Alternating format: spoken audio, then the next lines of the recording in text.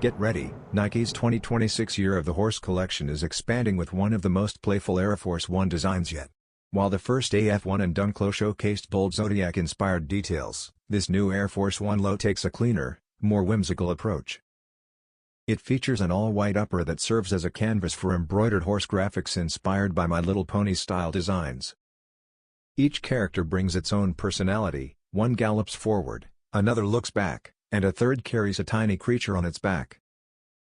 Instead of the metallic lace dubrae seen on the other pair, this version uses multicolored rings for an extra pop of fun. As part of Nike's highly anticipated Year of the Horse lineup, this pair blends nostalgia, collectible appeal, and Lunar New Year storytelling. Expect the full collection to officially launch in early 2026, making it one of next year's must-watch drops.